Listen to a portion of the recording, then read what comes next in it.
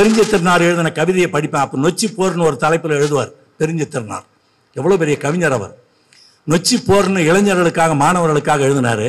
ஏறெடுத்த தோளும் இளமை கனல் மூல வீரெடுத்த நெஞ்சும் விளைவெடுத்த நற்றுடிப்பும் பொங்கு கடல் போல புடைத்தெழும் ஒற்றுமையும் கங்கு கரையற்ற கனவு நினைவுகளும் வாய்த்ததொரு பருவம் கல்வி வளர் பருவம் சீறி வரும் பாம்பை சிதைக்கின்ற வல்பருவம் ஏறி வரும் வெள்ளத்தில் எம்பிப்பாய் நல்பருவம் காற்றை குடித்து கடும்பசியை உள்ளடக்கி கூற்றை எதிர்க்கும் குறையாத செம்பருவம் குத்திட்ட வேலை குறைந்தெறிந்து முன்புண்ணோடு ஒத்திட்டு பார்க்கும் முரஞ்சார்ந்த வான்பருவம் அப்பருவன் தன்னில் அடியெடுத்து வைத்திருக்கும் ஒப்பரிய மாணவர்தம் உள்ளத்திற்கு ஒன்றுரைப்பேன். இற்றை தமிழருக்கு இருக்கும் முதலெல்லாம் அற்றை தமிழே.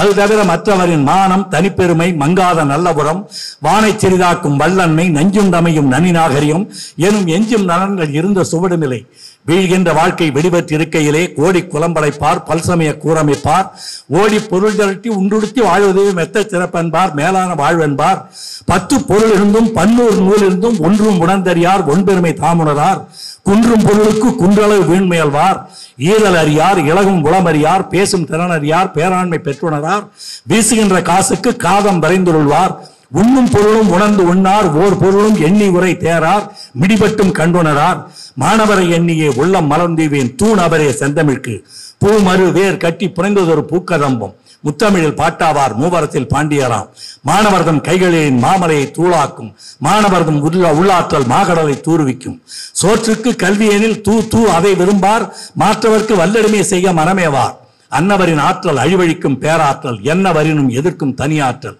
அவ்வாற்றல் யான் அறிவேன் ஆதலினால் ஈதுரைப்பேன் செவ்வி இளமையோடு நல்லறிவு சேர்ந்துவிடில் எவ்வினையும் எழுமுனையாம் என்பது அந்த கவிதை. தெரிஞ்ச திறனார் என்ற கூட்டத்திலே ஒரு கூட்டத்தில் நான் இதை பேசினேன். இதை நான் அப்போ படித்தேன்யா நீங்கள் அப்போ ஆரம்பத்தில் எழுதுனதுன்னு. அவர் அப்படியே மாலையாக கண்ணீர் அவருக்கு அடக்கவே முடியல. சொன்னார் நான் எந்த உணர்ச்சியோடு எழுதினோ அந்த உணர்ச்சியோடு அவர் கவிதையை சொன்னார். நான் உணர்ச்சி வயப்படுபவன் அல்ல. ஆனால் அவர் சொன்ன முறை அவர் ஒரு அரசியல் கட்சியில் பெரிய பொறுப்பில் இருக்கிறார் என்று சொன்னார்கள். இவர் என்னுடைய கவிதையை இத்தனை வரிகளை படித்து அதை நினைவில் நிறுத்தி வைத்திருக்கிறார் என்பது எனக்கு பெருமையாக இருக்கிறது. எந்த கூட்டத்திற்கு சென்றாலும் நான் ஒரே ஒரு வேண்டுகோள் வைக்கிறேன். அந்த கூட்டத்தில் இந்த கவிதையை ஒரு முறை சொல்லி ஒரு இளைஞர்களுக்கு வேகப்படுத்துங்கள் அவர்களை உணர்ச்சி ஊட்டுங்கள் என்று என்னிடம் வேண்டுகோள் வைத்தார். அதனால்தான் இல்லைன்னா அந்த கவிதையை நான் இவ்வளவு உணர்ச்சியோடு சொல்றதுக்கு காரணம் அதுதான்.